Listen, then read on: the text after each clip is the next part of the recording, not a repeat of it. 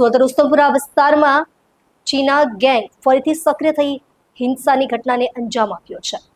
અંગત અદાવતના કારણે ગેંગના સભ્યોએ એક યુવક પર ચપ્પુ વડે ઘાતક હુમલો કર્યો હોવાના અહેવાલ સામે આવ્યો છે। ઘટનામાં ઇજાગ્રસ્ત યુવકને તુરંત સરકારી હોસ્પિટલમાં દાખલ કરવામાં આવ્યો છે, જ્યાં તેની સારવાર ચાલી રહી છે। સુરત રુસ્તમપુરા વિસ્તારમાં ચીના ગેંગ ફરી સક્રિય થઈ છે અને અંગત અદાવતમાં યુવક ઉપર ચપ્પુ વડે હુમલો કરતા ચકચાર મચી જવા પામી છે। યુવકને સારવાર અર્થે હોસ્પિટલ ખસેડવામાં આવ્યો છે। સ્થાનિકોએ સલાબતપુરા પોલીસ સ્ટેશન પર ગંભીર આરોપ મૂક્યા છે।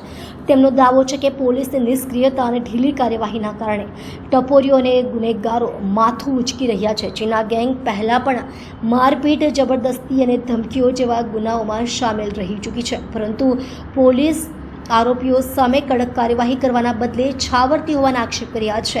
ચીના ગેંગ સુરતના વિવિધ વિસ્તારોમાં લાંચ, ગુનાખોરી અને હિંસક ઘટનાઓ માટે કુખ્યાત છે। આ ગેંગના સભ્યો યુવાનોને લક્ષ્ય બનાવી ગુનાઓને અંજામ આપે છે, જેમાં પોલીસ સામે કોઈ ડર ન હોવાની વાત પણ સામે આવી છે। સ્થાનિકોની માંગ છે કે પોલીસ આ ગેંગ વિરુદ્ધ ગુસ્સેટોકની કાર્યવાહી કરે અને આ વિસ્તારમાં સુરક્ષા સુનિશ્ચિત કરે। ઘટનાની પ્રતિક્રિયામાં સલાબતપુરા પોલીસે કેસ દર્જ કરી તપાસ શરૂ કરી છે। હુમલાખોરોની ધરપકડ કરવા માટે તપાસ ચલાવવામાં આવી રહી છે। જોકે સ્થાનિક લોકોનો આક્ષેપ છે કે પોલીસ ફક્ત દેખાવટી કાર્યવાહી કરે છે અને ગુનેગારોને સજા નહીં મળે ત્યાં સુધી આવી ઘટનાઓ થતી રહેશે। રુસ્તમપુરા વિસ્તારમાં ચીના ગેંગની હિંસક ઘટનાઓથી સ્થાનિક લોકોમાં ભયનું વાતાવરણ છે। પોલીસ દ્વારા સખત પગલાં ન લેવાતા આવા ગુનાઓ થતા રહે તેવી ચિંતા વ્યક્ત કરવામાં આવી છે।